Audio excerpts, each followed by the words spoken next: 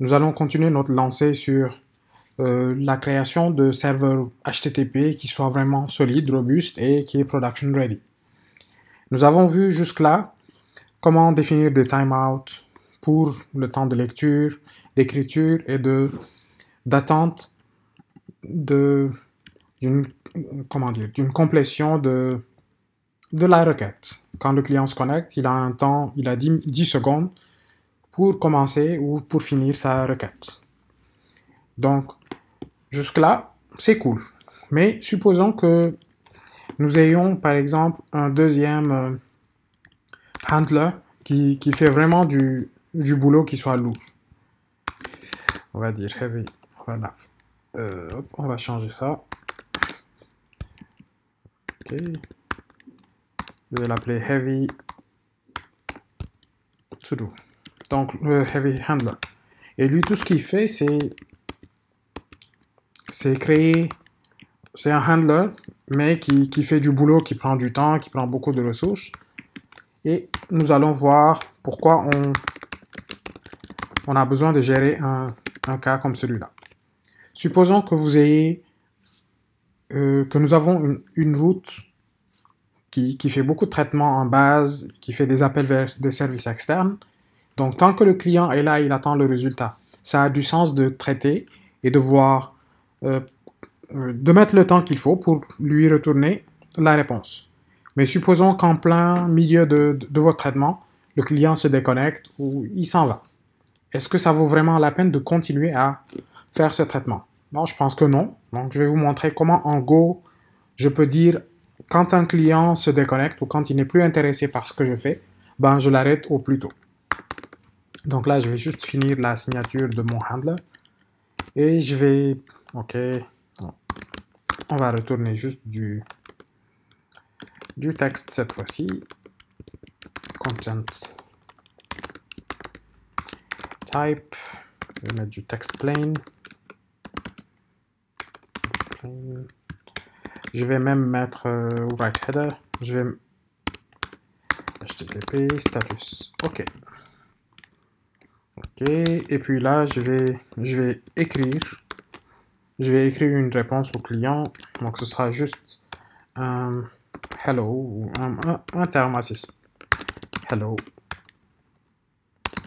from heavy lifting. Donc là, c'est un handler qui est censé faire quelque chose qui soit vraiment time consuming ou resource consuming. Donc on va tester HTTP 4000 heavy. Donc là, j'ai la réponse, c'est rien parce qu'on n'a encore rien fait de spécial.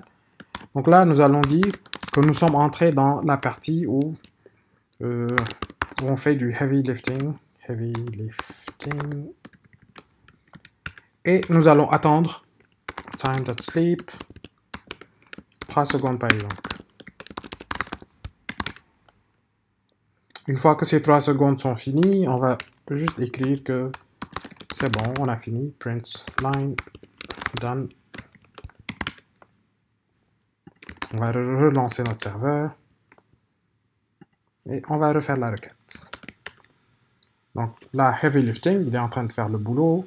Et puis là, c'est bon, il a fini. Et après, il nous répond. Mais supposons que, hop, on fait ça. Et on arrête. Il n'y a pas de chance qu'après avoir arrêté l'appel, que je sois intéressé par la réponse que le serveur va m'envoyer. Et pourtant, le serveur a continué à faire son boulot. Et on n'aimerait pas vraiment qu'il continue à le faire. Donc, on va changer un tout petit peu juste ce code. On va le remplacer par un code qui est équivalent. On va créer un timer. Donc, c'est time.new new timer. New timer, c'est comme un new ticker, mais je vais choisir new timer parce que juste pour changer un peu. Donc, le new timer, il va me retourner un pointeur vers timer, lequel contient un channel. Donc, je vais lire depuis ce timer et je vais attendre. Donc, après 3 secondes, il va publier dans ce channel, donc je serai débloqué et je peux continuer. Donc, on va juste réexécuter le même code pour s'assurer qu'on a exactement le même comportement. Donc, heavy lifting, j'ai arrêté le client et la requête continue. Donc, ce que je veux, c'est que si jamais la requête est annulée, que j'arrête le traitement tout de suite. Donc, là, je lis depuis un channel et il y a aussi un deuxième channel, c'est request.context. C'est une fonction qui retourne un contexte. Donc là, nous avons dans chaque requête HTTP, il y a un contexte qui va avec. Donc, si jamais le client n'est plus intéressé, ce channel qui est dans la requête, qui est dans le contexte, il va nous propager l'information comme quoi il n'y a plus personne connectée ou celui qui a fait l'appel n'est plus là. Donc, pour écouter sur les deux channels sans que ce soit vraiment, on va dire, bloqué doublement, on va utiliser un select et on va dire, ok, quand c'est celui-là, on va afficher done.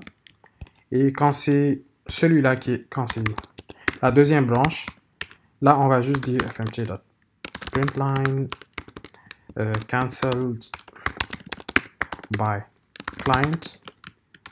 Et puis, on va return pour ne pas continuer le traitement. Donc, résumé, nous allons commencer le heavy lifting.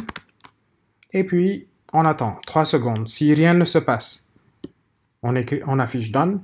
Et puis, on continue avec la réponse. Et si jamais le client se déconnecte entre-temps, on va tout simplement arrêter le travail. Donc, exécutons le code et voir ce que ça donne. Donc, heavy lifting, ok, rien n'a changé, done et c'est bon. Maintenant, je vais relancer le même code et puis annuler tout de suite. Dès que j'ai annulé la requête, le serveur l'a détecté, donc le handler aussi. C'est maintenant que, ok, le client n'est plus là, donc c'est bon, on annule. Donc, en utilisant les contextes, là, on a propagé une information au handler pour lui dire que celui qui a initié la demande n'est plus là, n'est plus connecté, donc ce n'est pas la peine de continuer. Et là, en fonction de votre logique métier, vous décidez de ce que vous avez à faire. Par exemple, un client qui initie une requête d'un service vers un autre, et puis pour une raison ou une autre, le client n'est plus connecté, c'est pas la peine de passer du temps à faire un traitement dont le résultat ne sera pas consommé. Donc ça, c'était un truc assez rapide pour montrer l'utilisation des contextes et maintenant dans le cadre d'un handler en utilisant l'objet requête. Au fur et à mesure que nous avançons dans notre exploration de Go, des applications web et des microservices, nous allons souvent revenir sur les contextes pour voir ce qu'ils peuvent nous permettre de faire et nous simplifier la vie. Donc d'ici là, si jamais vous avez des questions, n'hésitez pas à les poser dans les commentaires ou en m'écrivant. Merci.